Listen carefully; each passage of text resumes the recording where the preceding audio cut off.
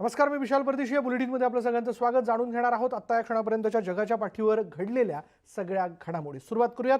कोविड-19 विषाणूवर उपचारासाठी बऱ्या झालेल्या रुग्णांचा रक्तद्रव वापरण्याची उपचार पद्धती लागू करण्याबाबत जागतिक आरोग्य संघटनेने सावधगिरीचा इशारा दिला. अनेक वैज्ञानिकांनी या उपचार पद्धतीचा वापर करण्याबाबत शंकास्पद मतं व्यक्त केली आहेत. तरीही अमेरिकी अध्यक्ष ट्रम्प यांनी रक्तद्रव उपचारास आपत्कालीन परिस्थितीत मान्यता दिली होती. रशियाने कोविड-19 विषाणूचा प्रतिबंध करण्यासाठी तयार केलेल्या स्पुटनिक 5 या लसीच्या व्यावसायिक उत्पादनासाठी रशियाने भारत सरकारकडे भागीदारीची इच्छा व्यक्त केली आहे. लसीच्या तिसऱ्या टप्प्यातील चाचण्या करण्यासाठी भारताने मदत करावी अशी ही रशियाची अपेक्षा आहे. दरम्यान सरकारी सूत्रांच्या माहितीनुसार राष्ट्रीय तज्ज्ञ गटाची बैठक 22 ऑगस्टला झाली आणि या बैठकीत या विषयावर चर्चा झाली आहे. स्पुटनिक 5 लस रशियाच्या गमालेया संशोधन संस्थेने तयार केली असून त्यासाठी रशियाच्या थेट गुंतवणूक निधीचा वापर करण्यात आला. रशियाची वादग्रस्त लस वगळता जगात अद्याप कोरोनाची कोणतीही लस आलेली नाही आहे आणि परंतु श्रीमंत देशांमध्ये ही लस खरेदी करण्यासाठी स्पर्धा सुरू आहे. असा अंदाज आहे की 2021च्या अखेरपर्यंत जगात 4 अब्ज डोस तयार होऊ शकतात. परंतु यापैकी 2 अब्जांहून अधिक डोस श्रीमंत देशांनी आपल्या लोकांसाठी आधीच खरेदी केलेले आहेत आणि या शर्यतीत कमी आणि मध्यम उत्पन्न असणारे देश मागे पडलेत. चीनसारख्या आक्रमक देशाशी अध्यक्ष डोनाल्ड ट्रम्प हेच टक्कर देऊ शकतात असा दावा अमेरिकेचे परराष्ट्रमंत्री माईक पॉम्पिओ यांनी केला आहे. रिपब्लिकन पक्षाच्या आभासी राष्ट्रीय अधिवेशनात त्यांनी सांगितलंय की कोरोनाच्या रूपातून मृत्यू पसरवणाऱ्या आणि अमेरिकेला आर्थिक पातळीवर उद्ध्वस्त करणाऱ्या चीनला ट्रम्प हेच वठणीवर आणू शकतात, आणून त्या देशाला न्यायधिष्ठित पातळीवर शिक्षा करू शकतात. अमेरिका सुरक्षित ठेवायची असेल तर 3 नोव्हेंबरला ट्रम्प यांनाच पुन्हा निवडून देण्याचं आवाहन त्यांनी केलं. इस्रायलमधील गाझामध्ये कोरोनाचा धोका आणखी कमी झालेला नाहीये. त्यामुळे त्या ठिकाणी सरकारने आणखी 3 दिवसांचा लॉकडाऊन घोषित केला. कम्युनिटी स्प्रेडचा धोका वाढत असल्याने हा लॉकडाऊनचा निर्णय घेण्यात आलेला आहे. दरम्यान गेल्या 24 तासात गाझामध्ये 22 जणांना कोरोनाची लागण झाली असून 3 जणांचा कोरोनामुळे मृत्यू झाला. इस्रायलमधील गाझामध्ये कर्फ्यू लावण्यात आला. एका शरणार्थी कॅम्पमध्ये कोरोनाच्या वाढत्या प्रकरणांमुळे लॉकडाऊन करण्यात आला आणि त्यामुळे लॉकडाऊन जाहीर झाल्यानंतर लोकांनी जीवनावश्यक वस्तूंच्या खरेदीसाठी मोठी गर्दी केल्याचं पाहायला मिळालं. तिथल्या एका दुकानाबाहेर लोकांच्या लांबच लांब रांगा लागल्याचंही निदर्शनाला आलंय. अचानक लागू करण्यात आलेल्या लॉकडाऊनमुळे लोकांचे मोठे हाल झाल्याचंही त्यांनी यावेळी सांगितलं. सुरुवातीला काल अनेक डॉक्टर्स त्यांना मिळत असलेल्या कमी मानधन आणि अपुऱ्या सुविधांच्या प्रश्नावर रस्त्यावर उतरले होते. कोरोनाच्या काळात लढत असताना पुरेशा उपलब्ध साधन सामुग्री अभावी डॉक्टरांना काम करावं लागतं आणि त्यामुळे संतप्त डॉक्टर मोठ्या प्रमाणात रस्त्यावर आले. योग्य मानधन मिळावं तसंच रुग्णालयात आवश्यक त्या सुविधा मिळाव्यात ही मागणी आंदोलक डॉक्टरांनी यावेळी केली. दरम्यान पेरूमध्ये आतापर्यंत 32 मिलियन कोरोनाबाधित आढळून आलेले आहेत आणि त्यामुळे आरोग्य सेवेवर मोठा ताण पडतो. दक्षिण आफ्रिकेतील जोहान्सबर्ग इथे आरोग्य कर्मचाऱ्यांना पुरेशा सुविधा मिळत नसल्याच्या कारणामुळे आंदोलन करण्यात आलं. डॉक्टरांनी चक्क पीपी किटमध्ये आंदोलन केलं. पुरेसं मानधन तसंच उपचारासाठी योग्य ती साधन सामुग्री मिळत नसल्याने त्यांनी हे आंदोलन केल्याचं पाहायला मिळालं.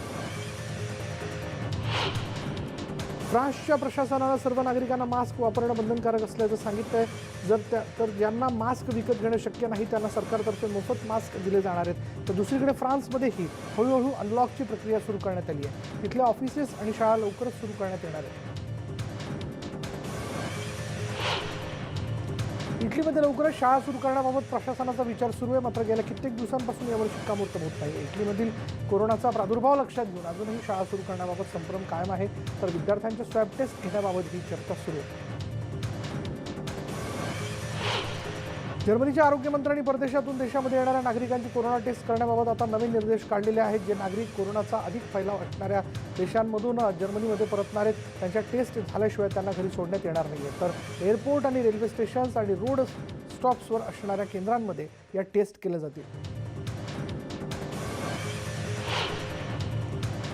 कोरोनाच्या काळामध्ये जर्मनीतील अनेक चित्रपटांचं शूटिंग थांबलंय. तर ह्या क्षेत्राच्या अर्थव्यवस्थेलाही मोठा फटका बसलाय. शटडाऊन झाल्यानंतर सुमारे जुलै महिन्यापासून इथलं शूटिंग बंद ठेवण्यात आलंय.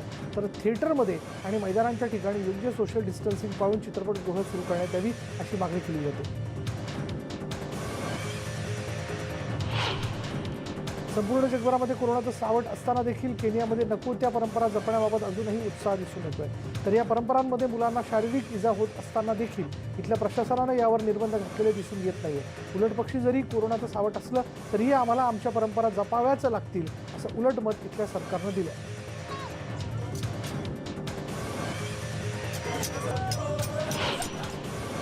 अमेरिकेचे राष्ट्रपती डोनाल्ड ट्रम्प यांना उल्लूसारखं बुद्धिमान म्हटल्या गेल्याचा व्हिडिओ सध्या सोशल मीडियावर प्रचंड व्हायरल होतोय। माजी टीव्ही होस्ट टॉमी लॉरेने त्यांचा हा व्हिडिओ जो आहे तो व्हायरल झालेला आहे। व्हिडिओत राष्ट्रपती ट्रम्प यांना त्यांनी उल्लू असं संबोधित केलं। एका सभेत बोलण्याच्या ओघात ट्रम्प यांची बुद्धी ही उल्लूसारखी असल्याचं म्हटलंय। लॉरेन या भारतीय समर्थकांना संबोधित करत होत्या आणि यावेळी त्यांच्याकडून हे अनावधानाने बोललं गेल्याचं दिसून आलं। चीनच्या उत्तरेकडील भागात सुरू असलेल्या युद्ध सरावामुळे हवाई क्षेत्रावर निर्बंध लागू असतानाही या प्रतिबंधित क्षेत्रात अमेरिकेच्या U-2 या टेहाळी विमानाने घुसखोरी केल्याबद्दल चीनकडून थैथयाट सुरू झाला आहे। अमेरिकेची ही कृती मुद्दाम केलेली कुरापत आहे असं चीनच्या परराष्ट्र मंत्रालयाचे प्रवक्त्या आणि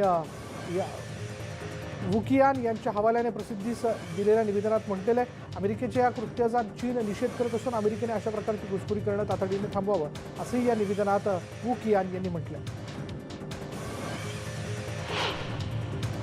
ब्राझीलच्या अमेझॉन खोऱ्यात भीषण वणवा पेटलेला आहे। वणव्यामुळे या ठिकाणी जंगलात मोठं नुकसान झालंय। वणव्यामुळे आसपासच्या भागात मोठ्या प्रमाणात धुरांचे लोट उसळलेत आणि त्यामुळे स्थानिकांना श्वसनाचा त्रास होतोय। एकीकडे कोरोनामुळे रुग्णालयात रुग्णांची गर्दी असल्याने आता वणव्यामुळे बाधित झालेल्या रुग्णांना कुठल्या रुग्णालयात न्यावं हा प्रश्न आता प्रशासनापुढे निर्माण झाला। कॅलिफोर्नियातील जंगलात लागलेल्या आगीमुळे मोठा वणवा पेटला होता आणि दरम्यान गेल्या काही दिवसांपासून सुरू असलेल्या रेस्क्यू ऑपरेशनमुळे ही आग आता काही प्रमाणात आटोक्यात आली आहे। सांताक्रूज कॅन्ट्री भागात त्यामुळे इथल्या लोकांमध्ये काहीसं दिलासादायक वातावरण आहे। मात्र या भीषण वणव्यामुळे त्या भागात चांगलंच नुकसान झालंय। चारचाक्या, दुकानं, घरं आगीत जळून खाक झाल्याने जनजीवन मात्र विस्कळीत झालं। कॅलिफोर्नियातील जंगलात लागलेल्या भीषण वणव्यामुळे जनजीवन विस्कळीत झाले। कॅलिफोर्नियाच्या इतिहासातील हा सर्वात मोठा वणवा असल्याचं सरकारने सांगितलं। दरम्यान या सर्व काळात सरकारने लोकांच्या स्थलांतरणासाठी मोठी मदत केली। इतकंच नाही तर अग्निशमन दलाकडून आता वणव्याच्या ठिकाणी असलेल्या स्थानिकांना पुन्हा परत आणण्यासाठीही हालचाली सुरू झाल्या आहेत आणि त्यामुळे अग्निशमन दल तसंच रेस्क्यू ऑपरेशन टीमचं मोठं कौतुक केलं जात आहे। अमेरिकेतील लॉरा या भागात मोठं वादळ येण्याची शक्यता हवामान खात्याने वर्तवली। येत्या 48 तासात या ठिकाणी वादळ सदृश परिस्थिती निर्माण होण्याचा अंदाज हवामान खात्याने दिलेला आहे। या ठिकाणी समुद्रकिनारी पाण्यात मोठी भरती निर्माण झाल्याचं दिसून येत आहे। हवामान खात्याने दिलेल्या माहितीनुसार आज आणि उद्या या वादळाचा प्रादुर्भाव अधिक असणार आहे। जवळपास 20 फुटांपर्यंत या वादळांमुळे लाटा उसळतील असा अंदाज वर्तवण्यात आला आहे। अफगाणिस्तानच्या उत्तरेकडील प्रांतात पुरामुळे थैमान सुरू आहे। दरम्यान इथल्या पूरग्रस्तांचा सध्या शोध घेतला जात असून मदत कार्य सुरू आहे। तर यासाठी अनेक पथकं तैनात करण्यात आली आहेत। आतापर्यंत या पुरामुळे 70हून अधिक जणांचा बळी गेला आहे। तर सध्या जखमी असलेल्या नागरिकांची संख्या 100च्या वर गेल्याचं कळतं। दक्षिण कोरियामध्ये सध्या वादळानं थैमान घातलं आहे। तर या वादळी परिस्थितीमुळे दक्षिण कोरियातून असंख्य विमानांचं होणारं उड्डाण रद्द करण्यात आले। दरम्यान या वादळामुळे दक्षिण कोरियामध्ये पिकांचं नुकसान आणि जीवितहानी होण्याची शक्यता तिथल्या प्रशासनानं व्यक्त केली आहे। पाकिस्तानमध्ये सध्या मुसळधार पावसानं थैमान घातलं आहे। दरम्यान मुसळधार पावसामुळे सुमारे 200 कुटुंबांना स्थलांतरित करावं लागतंय। तर लोकांच्या मदत कार्यासाठी सध्या हेलिकॉप्टरही तैनात करण्यात आला आहे। हेलिकॉप्टरच्या साहाय्यानं बचाव कार्य सुरू असून नागरिकांना अन्नाचाही पुरवठा केला जातोय। फेसबुकवर असणाऱ्या एका ग्रुपबाबत थायलंडच्या सरकारनं निर्णय घेतला। फेसबुकवर असणाऱ्या ग्रुपमध्ये थायलंडच्या राजेशाही विरोधात टीका टिप्पणी करण्यात आलेली आणि विरोधी मतं मांडली जात असल्यानं हा ग्रुप फेसबुकनं ब्लॉक करावा असं सांगण्यात आलं। डिजिटल इकॉनॉमी खात्याच्या मंत्र्यांनी याबाबत माहिती दिली।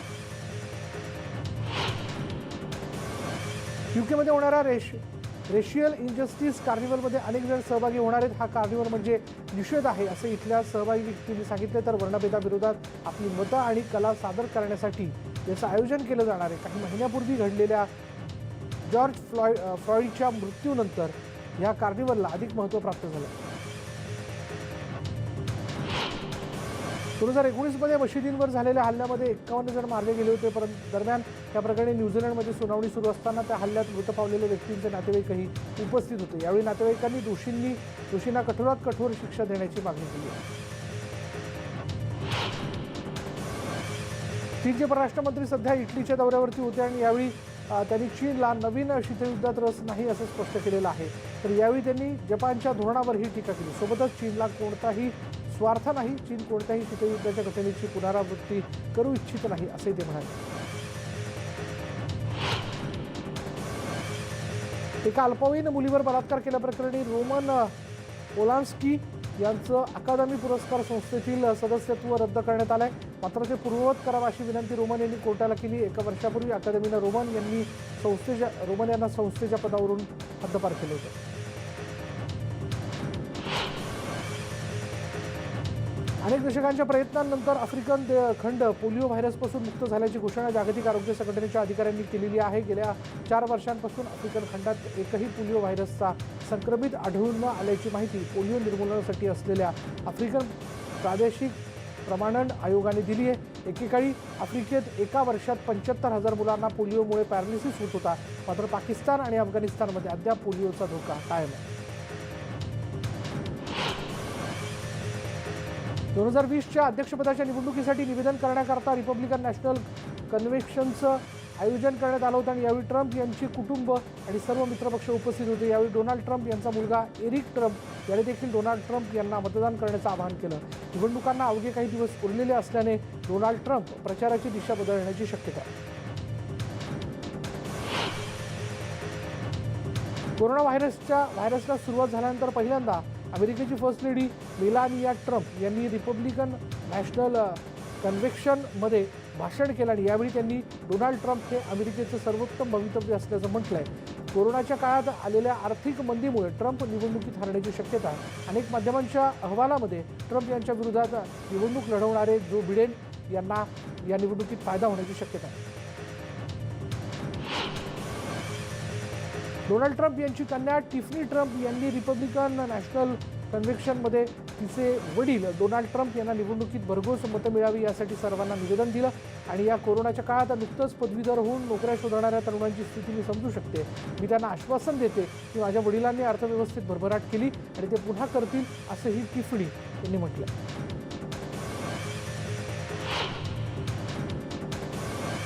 अध्यक्ष डोनाल्ड ट्रम्प यांच्या अध्यक्षतेखाली नवीन अमेरिकन नागरिकांसाठी रिपब्लिकन नॅशनल कन्व्हेन्शनमध्ये सोहळा पार पडला. नवीन 5 नागरिकांपैकी बोलिव्हिया, घाना, भारत, लेबनॉन आणि सुदान इथून आले होते.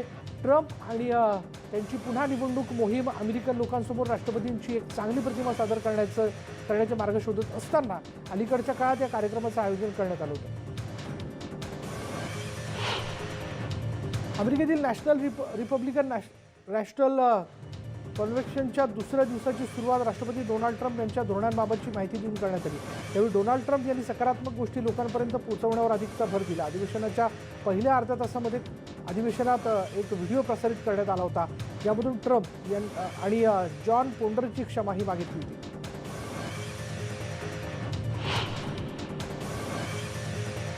जॉर्डनचे किंग अब्दुल्ला द्वितीय, इजिप्शियन राष्ट्राध्यक्ष अब्देल फत्ताह अल सिसी आणि इराकी पंतप्रधान मुस्तफा अल कधीमी यांनी मंगळवारी राजधानी अम्मान इथे 3ऱ्या त्रिपक्षीय शिखर संमेलनात सहभाग घेतला. या शिखर परिषदेत आर्थिक गुंतवणूक आणि व्यापार सहकार्याच्या विस्तारावर आणि अन्न सुरक्षेच्या आव्हानावरही भर देण्यात आला होता. पाकिस्तानचे परराष्ट्र मंत्री आणि इतर अधिकाऱ्यांनी इस्लामाबादमध्ये मंगळवारी तालिबानी राजकीय शिष्टमंडळाची भेट घेतली. अफगाणिस्तान सरकार आणि काही बंडखोर नेत्यांमध्ये वाटाघाटी करण्याचे प्रयत्न सुरू असल्याने तालिबानी शिष्टमंडळ पाकिस्तानमध्ये दाखल झालं होतं.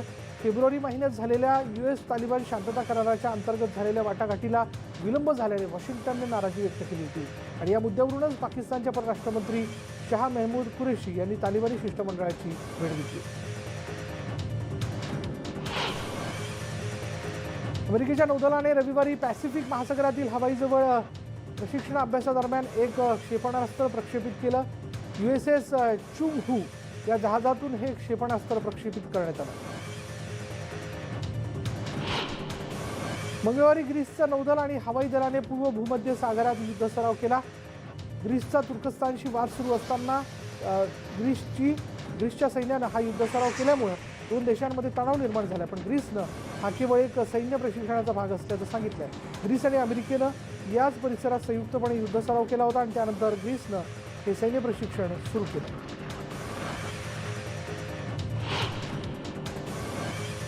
ग्रीस आणि तुर्कस्तान दरम्यान समुद्रातील हद्दीवरून तणाव निर्माण झाला आहे. हा तणाव कमी करण्यासाठी आता जर्मनीच्या परराष्ट्र मंत्र्यांनी पुढाकार घेतला. या वादाच्या पार्श्वभूमीवर मंगळवारी अथेन्समध्ये जर्मनीचे परराष्ट्र मंत्री हेको मास यांनी ग्रीसचे नेते निकोस डेंडायस यांची भेट घेतली. ग्रीसचं ग्रीसने भूमध्य दक्षिण पूर्व समुद्रात युद्ध सराव केला होता.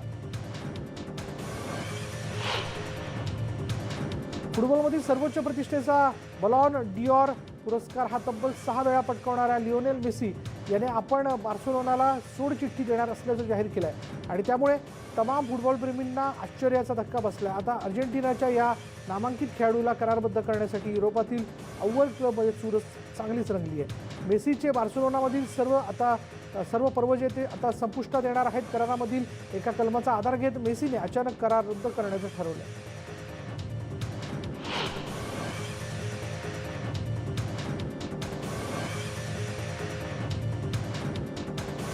वेस्ट इंडिजचा ऑलराऊंडर क्रिकेटपटू डवेन ब्राव्होने नवीन इतिहास रचला आहे. T20 क्रिकेटमध्ये 500 विकेट घेणारा डवेन ब्राव्हो हा पहिला खेळाडू ठरला आहे. कॅरिबियन प्रीमियर लीग 2020च्या 13व्या सामन्यात ब्राव्होने सेंट लुसिया जुक्सच्या फलंदाज रखीम कॉर्नवॉलला बाद करत ही कामगिरी केली आहे. ब्राव्होने 459 T20 सामन्यांमध्ये 500 विकेट्स घेण्याचा विक्रम केलेला आहे. यामध्ये T20 लीग आणि वेस्ट इंडिजसाठी खेळलेल्या आंतरराष्ट्रीय सामन्यांचा समावेश आहे. जेम्स अँडरसनची दीर्घकाळानंतर जागतिक कसोटी क्रमवारीत गोलंदाजांच्या यादीत टॉप 10 मध्ये एंट्री झाली. त्यासोबतच ताज्या यादीत त्याने 6 स्थानांची झेप घेत 8वं स्थान पटकावलं आहे. टॉप 10 गोलंदाजांच्या यादीमध्ये या व्यतिरिक्त कोणताही बदल झालेला नाही. पाकिस्तानचा कर्णधार अझहर अलीला माघारी धाडत अँडरसनने कसोटी क्रिकेटमध्ये 600 बळींचा टप्पा गाठला. केनोशामध्ये एका कृष्णवर्णीय व्यक्तीला पोलिसांनी गोळ्या झाडून मारल्यानंतर मोठा निषेध व्यक्त करण्यात आला आहे. केनोशामध्ये नागरिकांनी रस्त्यावर उतरत जोरदार निषेध केला. नो जस्टिस नो पीस असे निषेधाचे फलक हातात घेत त्यांनी याचा निषेध केलेला आहे. दरम्यान गेल्या 3 दिवसांपासून सलग या घटनेचा निषेध इथल्या स्थानिकांकडून करण्यात येतो.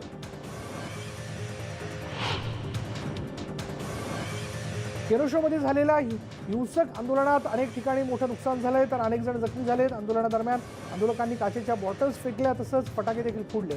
यामध्ये काही दुकानांच्या काचा फुटल्यात तर दुकानांमधील अनेक वस्तूंचं यामध्ये नुकसान झालं. यावर अनेक दुकानदारांनी नाराजी व्यक्त केली. इतरांच्या वस्तूंची आणि मालमत्तेची तोडफोड करणं म्हणजे न्याय नाही असं मत अनेक दुकानदारांनी व्यक्त केलं. पोलिसांकडून कृष्णवर्णीय जेकब ब्लेक या तरुणाची गोळी झाडून हत्या करण्यात आल्यानंतर अमेरिकेत पुन्हा आंदोलनाचं वारं फिरू लागलंय. केनोशामध्ये याचे मोठे पडसाद उमटलेले पाहायला मिळाले. अनेक आंदोलकांनी इमारती आणि गाड्या जाळल्यात आणि यामध्ये पोलीस आणि आंदोलकांमध्ये संघर्ष झाल्याचं बघायला मिळालं. या दृश्यांची काही एरियल फुटेज जे आहे ते आपल्या हाती आलंय. केनोशामध्ये एका कृष्णवर्णीय व्यक्तीला पोलिसांनी गोळ्या झाडून मारल्यानंतर विस्कॉन्सिनच्या मॅडिसनमधील कॅपिटल इमारतीच्या काचा फोडल्या आणि इमारतीच्या भिंती रंगवल्या. संतप्त आंदोलकांनी इमारतीची नासधूस केली आणि दुसऱ्या दिवशी सर्व कर्मचाऱ्यांनी काचा साफ करण्यास सुरुवात केली.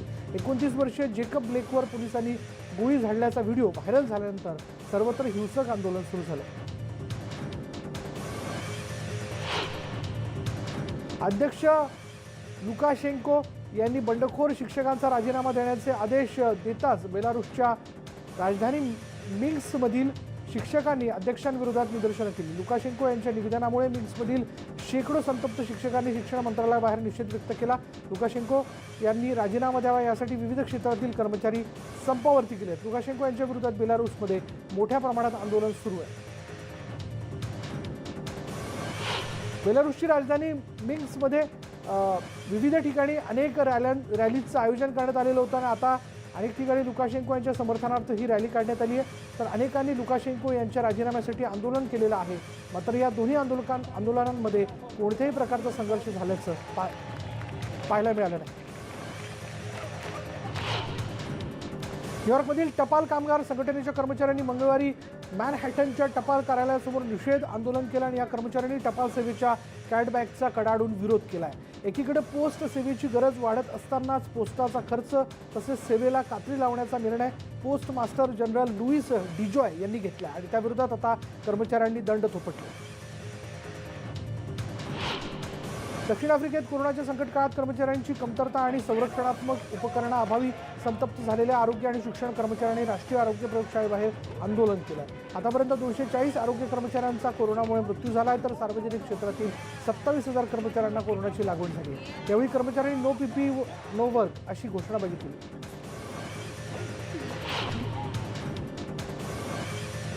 हाँगकाँगमध्ये सरकारचा निषेध करत असताना पोलिसांनी 16 नागरिकांना अटक केली आहे, ज्यामध्ये विरोधी पक्षातील 2 खासदारांचाही समावेश आहे. अधिकाऱ्यांनी ताब्यात घेतलेल्या लोकांमध्ये लोकशाही समर्थक टेड हुई आणि लॅम चुक टिंग यांनी त्यांच्या अटकेची घोषणा सोशल मीडियावर केली आहे.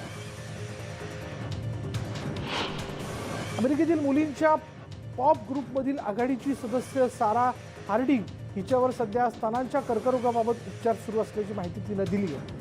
तर तिने रुग्णालयामध्ये असतानाचा तिचा एक फोटो हे ट्विट केला.